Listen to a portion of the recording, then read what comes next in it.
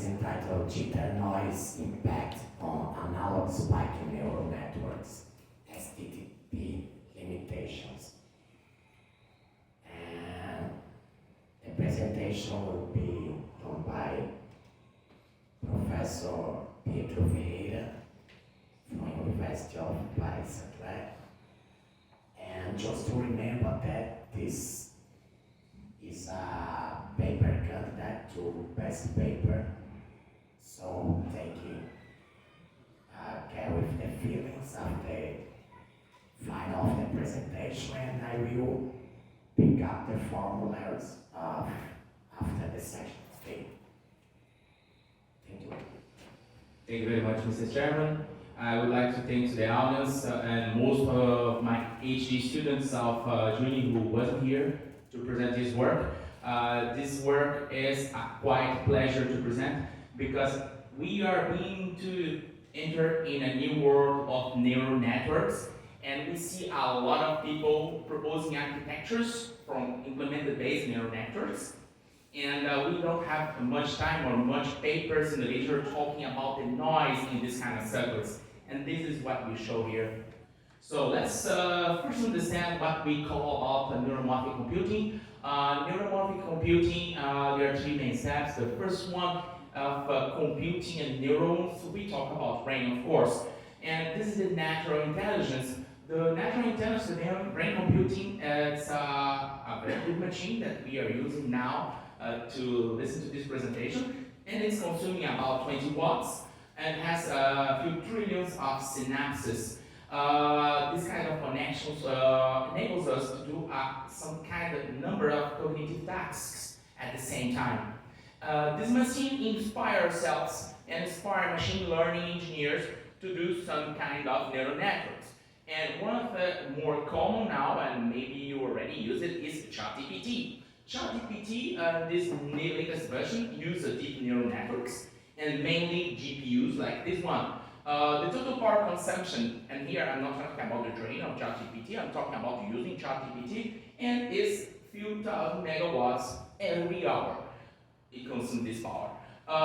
This is more than 10K GPUs working at the same time with 175 billions of parameters. And now we see the main difference between artificial intelligence in terms of power consumption and number of parameters, which means the number of synapses, number of calculations that can be done, and the brain. Our team are working in a different kind, third generation of artificial intelligence. It's called the spiking neural network. And what we want to do is actually to mimic the brain, mimic the power consumption of the brain, and try, of course, to mimic the cognitive capabilities of the brain. And to do that, we will try to use the spike generators, and we will aim for power efficient design. What is actually an analog spike neural network that we call this work? The analog spike neural network is very similar to neural nets that we have in machine learning and software engineering. They're neurons, and the neurons are connected through synapses to another neuron. They have input layers, output layers, and hidden layers. And in these spike neural networks, we don't communicate with numbers. We use the spikes. Why using spikes? This is also how the brain works. We transmit and generate and propagate the spikes. This kind of generation and propagation of spikes is what consumes power, mostly. And this is where I'm trying to focus. For the state of the art, recently what you can see is very hard way to adjust the weights in the synapses and how much power consumption it needs to do that. So the question that we have to think when we are doing this kind of work is how to train SNNs, how to teach these brains, these electronic brains, to work. And if we study what we have in the literature about training in neural networks, one of the best presented in the literature is the so-called STDP. It's a synapse, it's a spike time independent plasticity. And how it works, it's quite simple. We have a neuron before the synapse called the presynapse. And we have a neuron after the synapse. And this neuron 1 has to excite the neuron 2. And to do that, it generates a spike. Then can make the neuron number 2 also to generate a spike that can be after or before the spike of neuron number 1. If it's after or before, the synaptic weight is updated considering this formula here. So I will increase or decrease the synaptic weight depending on the learning of STDP role, and we're trying to adjust based on this time difference. Quite simple. However, when we watch in the literature what people are doing, mostly of course in software engineer and machine learning, we see this graph, which is the plot of the previous equation, and we have two regions, the spontaneous stabilization and the depression. And the delta TS, this difference in time between the spike before and after, presynaptic and postsynaptic, it's around 0. And the STDP requires, in most of the cases, a change around 1 microsecond, plus or minus 1 microsecond, according to these papers here. And then we think about that, how do we work that from real transistors? Because we are trying to do analog implementation, of course.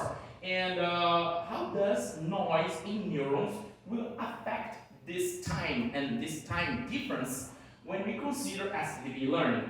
And we need to estimate the noise impact on the spike timing. If you have done the VCOs before or ICOs, you are so-called, you understand this as jitter. And this is what we are looking for. So, we decided to study the state-of-the-art in neurons. We have 4 candidates here. These 4 candidates were redesigned and using BCMOS 55 nanometers from ST Microelectronics. You can have more information, details on the designs on these neurons on our previous presentations and our previous papers. We have the full design numbers, W's over L's, layouts, etc. And here we are trying to model these neurons and check how it works in noise. To do that, we will extract what we so-call the in-neuromembrane node, and we try to understand, calculate how much is the pull-up branch and how much is the pull-down branch. And both of two branches will generate what is noise sensitivity to this circuit, considering these transistors here and this one. Okay? When we do so, the first step of a noise analysis is to obtain a noise model. To do the noise model, we check these 3 transistors and we extract the noise value. By knowing that these transistors are biased in weak inversion, we know also that in weak inversion, the noise source that is dominant is the short noise. Okay? And the short noise is well known as ID is equal to Q charge of the electron times ID, which is the current that passes on transistor. Okay, so it depends on the current and depends on the charge of the electron, and it will dominate of over noises. The second part is to understand how the spikes are generated, and by knowing that the first one, blue one here, is the ideal spike without noise. And if you have noise, we have jitter, which means that we will have a delta Tn, which is an uncertainty between the time spiking and spike timing that we will have can be after or before the ideal one. Okay? The third step on our analytical tool is to compare the delta Ts required for STDP for the learning with the delta Tn. And it's quite understandable that if we have a delta Tn that is in the past or in future, considering the ideal pulse neuron, it will subtract or add to the delta Ts. And generally speaking, analog engineers, they will try to make this negligible, which means that we would like to have a delta Tn that is much smaller than the delta Ts. If we find that, we can achieve a no noise impact on STDP learning, and we can validate STDP technique, this rule, for analog implementation. However, if we find a delta Tn very close in the same order of magnitude of delta Ts, the conclusion that we can see is the noise impact the STDP learning, and it will be hard to train a neural network because the timing will vary and it's a random variable. So the results we present, so they are depicted in this 4 layouts. We try to aim footprints that are quite the same in terms of area for the 4 types of neurons under study. Okay? And then we run for the first test a simple noise simulation to extract the noise contributions of each transistors. And one of the things that the analytical tools gave to us, then is confirmed by these post-layout simulations, is which transistor is the most noise contributor. So the first result showed that MNK, which is the noise transistor that pulls down the branch, is the noise contributor with 53, 60, 57, and here in the fourth one is 25, very close to the transistor PMOS that do the synapses on this model. Okay? So by knowing this, we know who is this transistor, and we validated the type of the noise, which is the shock noise. Now we get this noise with analytical equations, and we move to phase noise, which is a common figure of merit for oscillators. Analytical equations that we detailed, demonstrated in the paper, can go lead the reader to this equation here. To be fair, we decided to bias, to excitate these neurons with different currents, okay, called ISN, synaptic current. Why? Because it's better to analyze the phase noise if these spikes occurs at the same frequency, and the chosen frequency was a 40 kilohertz presented here. So considering the setup with a PSS and a P-noise simulation, we analyze the phase noise of these 4 neurons, and we obtain this figure of merit. What we can see is the 2 extremes. The E neuron 1 has the highest phase noise for one simple reason. It has also the highest capacitor in the membrane, which is in this part of the formula here. So it's validated. The second validation we did is the neuron number 4 has the lowest phase noise, as also usual, is excited with the highest current, excitation current from the synapses. If you are used to know phase noise, you check this kind of formula, this kind of figure, and you may ask yourself, it's a bit high, and it is. And the reason is because we are playing with weakened version. So let's use this information, this result that we obtained, to transform in jitter. And the previous equation was developed to find this one, as just mathematical development that is presented on paper. And now we have a different setup, which is more common for jitter. We run 1K point transline simulations, and we use one millisecond window. Why this is important is because I'm counting spikes, so I need a time base to know how many spikes that I have and try to find the incertitude of this spike. And we are not using to calculate this, the first 2 spikes of the window, because it would be unfair for the oscillator. Here, all the circuits are excited with the same current, which is 50 picoamps. Okay? So now the frequency will be different.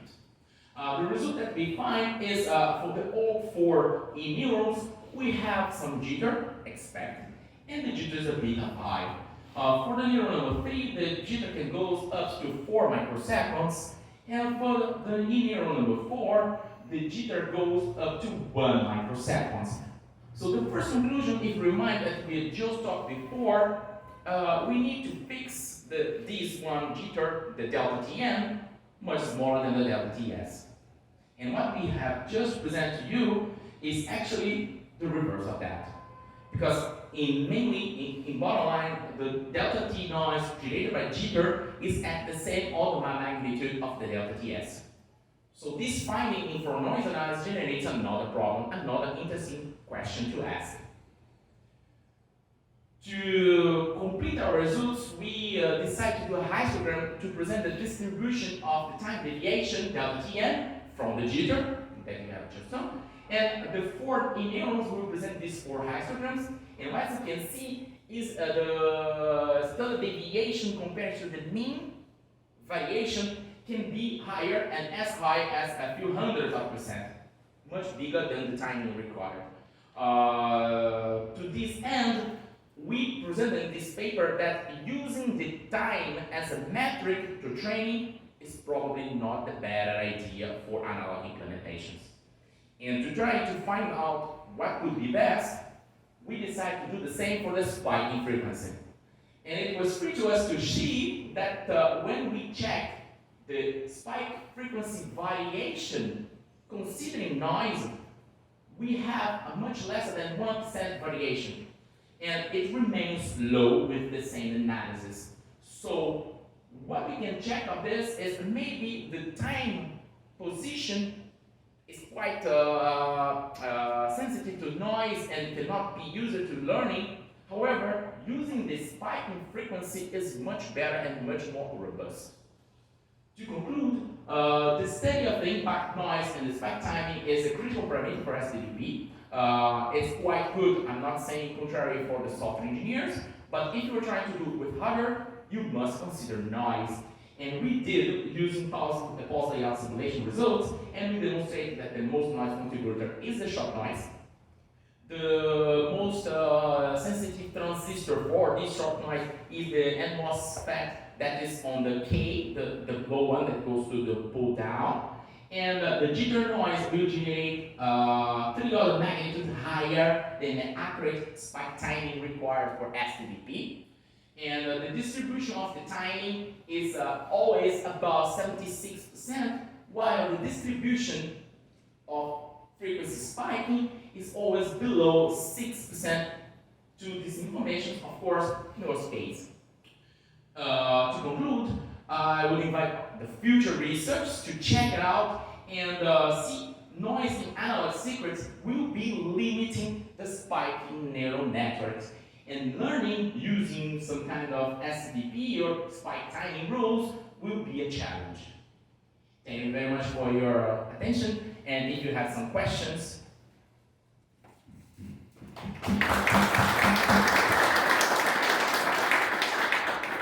Thank you, Pietro. We have time for questions now. Any questions from the audience? I have a question, Pietro. Can I relate timing spiking with frequency spiking? Which, if I have the timing specification that you use for training, and I move to frequency that you suggested is very one. The spiking time that we present is actually the moment that spikes arise, okay? And they are not static. It's not deterministic. It's a random variable, as we demonstrated. The frequency spike is affected in some way by the noise as the time spiking. And the tricky that we presented here is actually the time window. Why? Because since I count the number of spikes in a window, I can better the results. I can do some kind of filtering of the noise. Okay? Could we relate time with spiking? This is actually a tricky mathematical model that is understood right now with our team. We believe.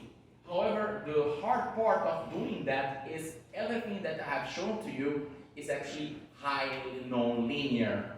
The transistors, they are working in weak inversion, and the equations lead us to something like a hyperbolic tangent of voltages. And I don't have a mathematical equation, analytical equation on the pocket here to relate them. And I think that's why it's still a research topic and probably a future PhD topic. All right. Any more questions?